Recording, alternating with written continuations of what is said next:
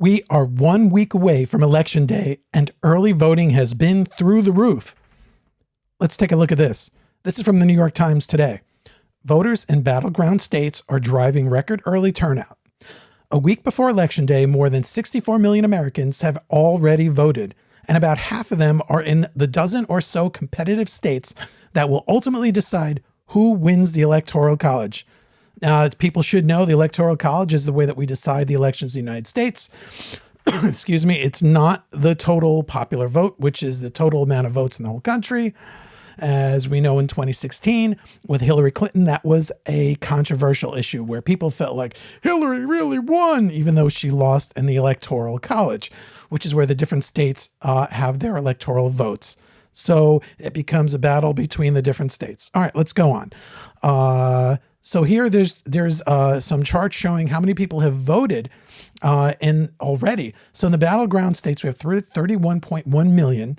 In likely Biden wins, which are the states in which he's likely to win, 24 million people have already voted.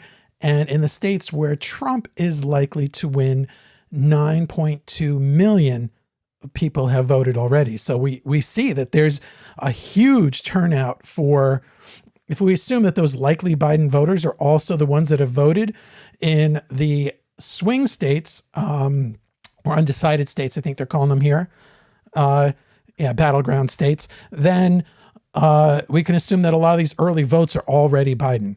Possibly even more significant, early votes in these battlegrounds account for more than half of those states' total votes in 2016. That is astounding. So 1 week prior to Election Day, already more than half the votes have been cast. All right. Nationally, voters have already cast about 46% of the total vote counted in 2016, according to the United States Elections Project. So they're saying battleground states, 55% of total 2016 votes has already voted. Likely Biden wins is 43%. And in the states where Trump is likely to win, it's 34%. So another aspect to consider is that we believe there's going to be more people voting this year than did in 2016. So what's the actual percentage? We don't know, but this is compared to 2016. Because of the coronavirus pandemic, many states have changed voting rules, allowing millions to vote by mail for the first time, and many others have voted in person early to avoid an anticipated crush of voters on Election Day. Voter enthusiasm for and against President Trump has also fueled record-level early turnout across the country. Again, Joe Biden, I think there's three voters. There's the pro-Trump voter, there's the anti-Trump voter, and there's the anti-Biden voter. I mean, I don't think there's very many people that actually are happy about Biden. I don't think there's much enthusiasm at all, which is why he stays in the basement. It actually doesn't matter. It's really, do you want to vote for Trump? Do you want to vote against Trump? Or do you want to vote against Biden and all the socialist garbage that may come along with him? I mean, I guess that tips my hat because I'm one of those people more than anything. But this gives a bit of the state of where we are. In Pennsylvania, a state Mr. Trump narrowly won in 2016, more than 3 times as many Democrats have voted than Republicans. The party breakdown is more even in Florida and North Carolina. Battleground states, early votes in populous Texas, which leans Republican but is considered competitive. Texas is considered competitive this year. Isn't that interesting? This year, because it's growing populations of people of color. I don't know if they know that or if these are the people that think Trump is vulgarian, not presidential, and they don't like him. Could be that it's a growing population of people of color. I really don't know. And it's have already surpassed 80% of the state's total 2016 number. Imagine that in Texas, and it's right down here. It's showing you 82% of the total of 2016 votes have already voted. Now, that could suggest that it's an influx of people of color or maybe some other population, or just that there's a lot of passion. People want to make sure they get out there, they get their vote counted. So they went early.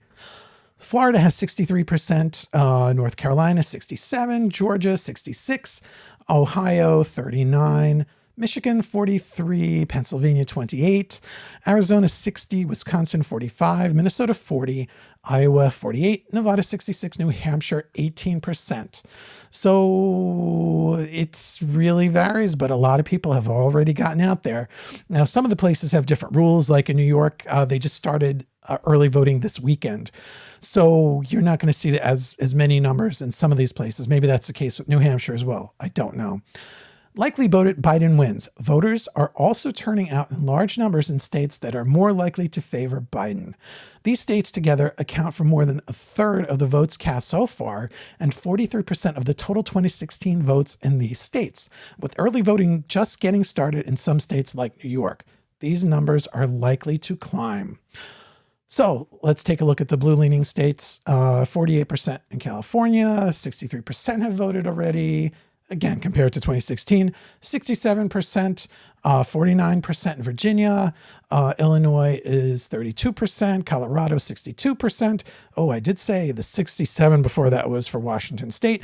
Colorado 62%, Massachusetts 50%, Oregon 58%, Maryland 34%, New Mexico 71%, Connecticut 30%, New York 5%. Again, they just started. Maine 48%. Hawaii, 60%, Rhode Island, 43%, Vermont, 62%, Washington, D.C., 40%, and Delaware, 27%.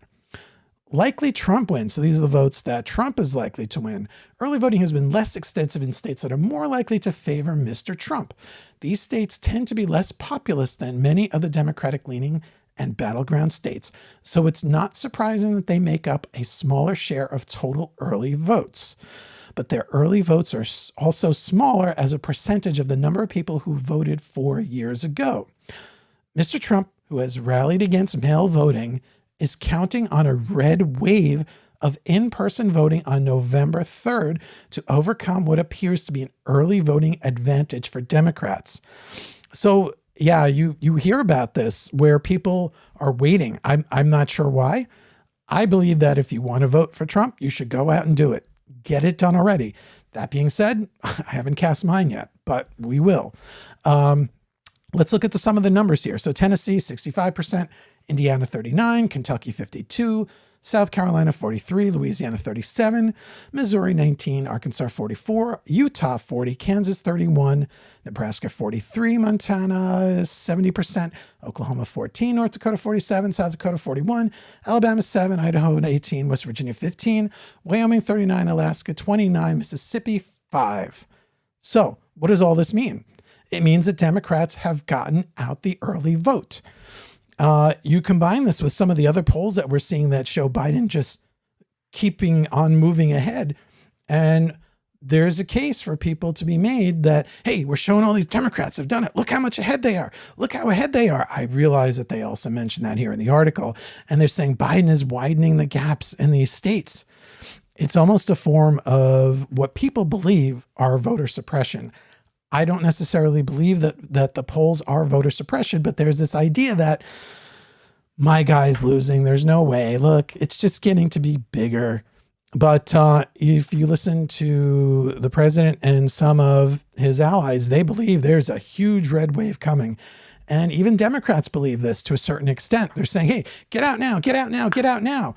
And I think that if you're a Republican, or if you're a pro-Trump guy, you should be getting out there now as well.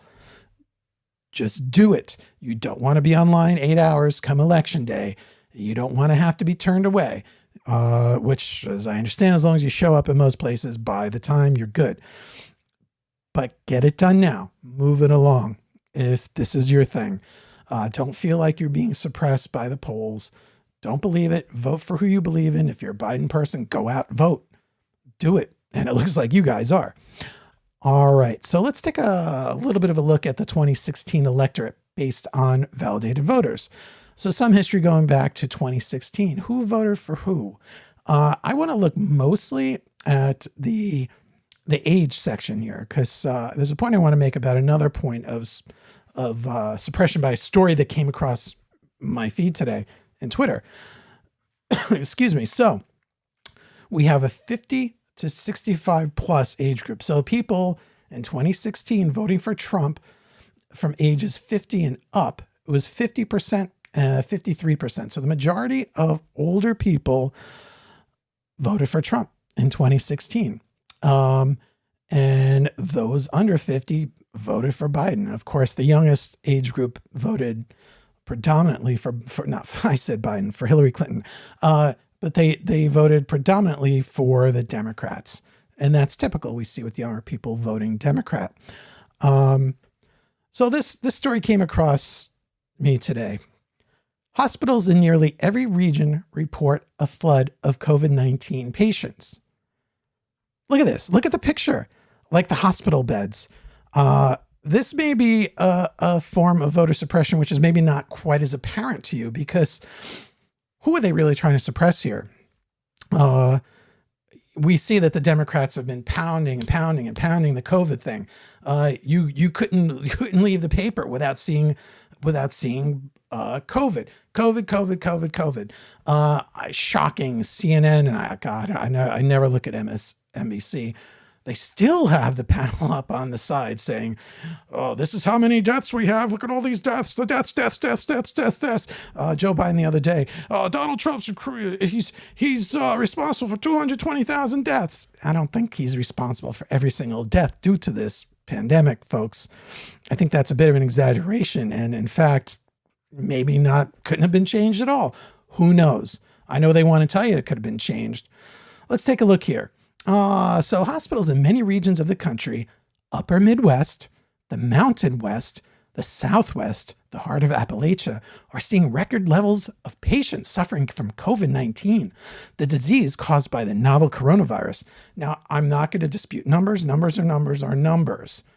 What I don't like is the way this whole thing is termed.